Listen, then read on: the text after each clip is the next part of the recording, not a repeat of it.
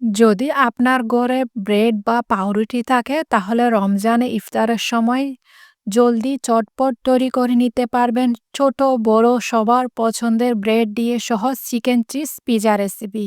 আসসালামু আলাইকুম everyone, welcome to Mehnu's mom's kitchen. রমজানে ইফতারের টেবিলে হেলদি কিছু বানাতে ইচ্ছা করলে তাহলে আপনাদের জন্য আজকে নিয়ে আসলাম একদম সহজ রেসিপি, যে কেউ বানিয়ে নিতে পারবেন এই ব্রেড চিকেন চিজ পিজা। চুলায় একটি ফ্রাই প্যান বসিয়ে দিয়েছি, 2 টেবিল স্পুন তেল দিয়ে দিলাম। 1 কাপের মতো আমি চিকেন কিমা নিয়ে নিয়েছি। চিকেনের এই কিমাকে তেলের সাথে ভালো করে ভেজে নিতে হবে। তারপর চুলার আঁচ লোতে রেখে ঢাকনা দিয়ে কভার করে 2-3 মিনিট রান্না করে নিব। ঢাকনা উঠিয়ে এর মধ্যে 1 টি স্পুন দিয়ে দিয়েছি আদা রসুন বাটা, সামান্য পরিমাণে দিয়ে ভালো করে আবার ভেজে নিতে হবে। বাছতে বাছতে যখন চিকেনের কালারটা চেঞ্জ হয়ে আসবে তখন এর মধ্যে আমি কিছু মশলা ইউজ করব। তার মধ্যে প্রথমে দিয়ে দিলাম 1/4 টিস্পুনের মতো লবণ, 1/4 টিস্পুন দিয়ে দিয়েছি গোলমরিচের গুঁড়া, 1/4 টিস্পুন দিয়ে দিয়েছি হলুদের গুঁড়া, 1/4 টিস্পুন দিয়ে দিয়েছি মরিচের গুঁড়া, 1/4 টিস্পুন দিয়ে দিয়েছি জিরা গুঁড়া, সে সাথে দিয়ে দিব 1/4 টিস্পুন ধনে গুঁড়া। সব মশলা একটু একটু করে দিয়ে ভালো করে চিকেনের সাথে মশলাটা মিশিয়ে নিতে হবে। মশলাগুলো চিকেন কিমার সাথে ভালো করে মিশিয়ে নেওয়ার পর আমি দিয়ে দিয়েছি 1 টিস্পুন ভিনেগার, 1 টেবিল স্পুন দিয়ে দিয়েছি সয়া সস, 1 টেবিল স্পুন দিয়ে দিলাম টমেটো সস বা টমেটো কেচাপ, 1 টিস্পুন দিয়ে দিয়েছি হট সস। চিকেনের কিমার সাথে এই সসগুলো ভালো করে মিশিয়ে নিতে হবে। মিশিয়ে নেওয়ার পর আমার চিকেনের পুর একদম রেডি হয়ে গিয়েছে।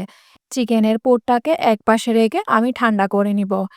একটি বোলে নিয়ে নিয়েছি মেয়োনিজ। মেয়োনিজটা আপনারা আপনাদের প্রয়োজন অনুযায়ী নিয়ে নিবেন। তারপর নিয়ে নিয়েছি টমেটো সস, সে সাথে এর মধ্যে দিয়ে দিয়েছি হট সস। সবগুলো সস আপনারা আপনাদের প্রয়োজন অনুযায়ী নিয়ে নিবেন। সে সাথে সামান্য পরিমাণ আমি দিয়ে দিয়েছি কাস্তুরি মেথি। তারপর সবগুলা সস ভালো করে একটি চামচের সাহায্যে মিশিয়ে নিবেন। মিশিয়ে এটাকেও আমি একপাশে রেখে দিব পরবর্তী ইউজের জন্য। তারপর আমি নিয়ে নিলাম ব্রেড স্লাইসেস।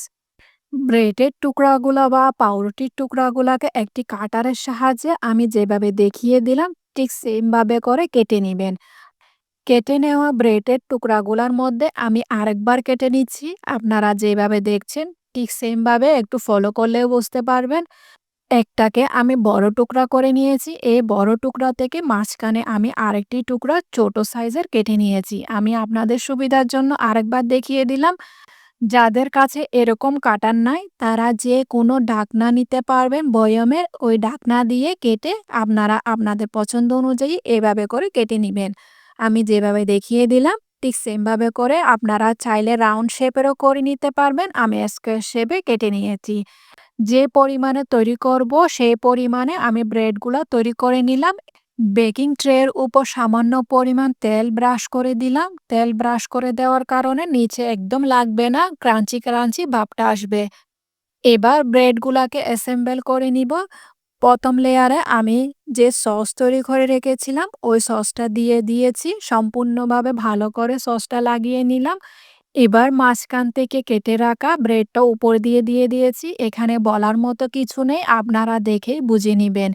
আমি এভাবে করে অ্যাসেম্বল করে নিলাম। তারপর উপর দিয়ে তৈরি করে রাখা চিকেন কিমাটা দিয়ে দিয়েছি। 2 টিস্পুনের মতো আমি চিকেন কিমা দিয়ে দিলাম।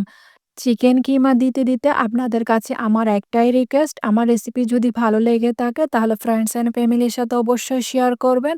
আর লাইক কমেন্ট সাবস্ক্রাইব করতে একদমই ভুলবেন না। একটি ডিমকে আমি ফেটে নিলাম। ডিম ভালো করে ফেটে নেওয়ার পর ব্রেডের চারপাশে ব্রাশ করে দিলাম কালারটি সুন্দর আসার জন্য। বেকিংয়ের পর ডিম ব্রাশ করে দেওয়ার পর দিয়ে দিয়েছি মাঝখানে আমি মজরেলা চিজ। চিজটা ভালো পরিমাণে দিবেন। আমি দিয়ে দিয়েছি মজরেলা চিজ। আপনারা চাইলে শ্রেডেড চিজ বা আপনাদের পছন্দ অনুযায়ী চিজ নিয়ে নেবেন। তারপর উপর দিয়ে কিছুটা সবজি দিয়ে দিলাম। আমি নিয়ে নিলাম ক্যাপসিকাম, টমেটো, পেঁয়াজ আর ব্ল্যাক অলিভ। এগুলা দিয়ে আমি সাজিয়ে নিলাম। এখানে আপনারা আপনাদের প্রয়োজন অনুযায়ী বা পছন্দ অনুযায়ী নিয়ে নিবেন। উপরে দিয়ে স্প্রিঙ্কেল করে দিয়ে দিয়েছি অরিগ্যানো।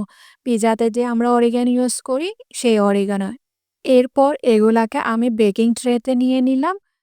বেকিং ট্রেতে নিয়ে নেওয়ার পর এগুলাকে আমি বেক করতে দিব ওভেনে 180 ডিগ্রি সেলসিয়াসে 15 মিনিটের জন্য, যতক্ষণ না পর্যন্ত চিজটা মেল্ট হয়ে আসবে। চিজ মেল্ট হয়ে গিয়েছে, একদম ক্রিস্পি হয়েছে। এই রেসিপিটা একবার হলেও ট্রাই করবেন। ছোট বড় বাচ্চা সবাই অনেক পছন্দ করবে। আপনাদেরকে একটা ভেঙে দেখিয়ে দিচ্ছি কতটা ক্রিস্পি হয়েছে। ব্রেড দিয়ে যে এত সহজ চিকেন চিজ পিৎজা তৈরি করা যায় তা আপনারা না বানালে বুঝতে পারবেন না। তাই অবশ্যই বানিয়ে চেষ্টা করবেন আর আমাকে কমেন্টে জানাবেন। আজকে তাহলে এ পর্যন্ত, দেখা হচ্ছে নতুন আরেকটি রেসিপি নিয়ে। সেই পর্যন্ত ভালো থাকবেন, সুস্থ থাকবেন, আমার জন্য দোয়া করবেন। আর যে আমি ব্রেড কেটে রেখেছিলাম চারপাশের অংশগুলাকে, এগুলাকে আমি ব্রেড ক্রাম্ব করব, তাই আপনাদেরকে দেখিয়ে দিচ্ছি কিভাবে ব্রেড ক্রাম্বটা করে নিতে হয়। আমি ব্রেডের চারপাশটা ওয়েস্ট করিনি। চিকেন ব্রেড পিৎজা তৈরি করার পর অবশিষ্ট ব্রেডগুলাকে আমি এভাবে গুঁড়ো করে নিলাম। গুঁড়ো করে আমি বেকিং ট্রেতে নিয়ে নিলাম।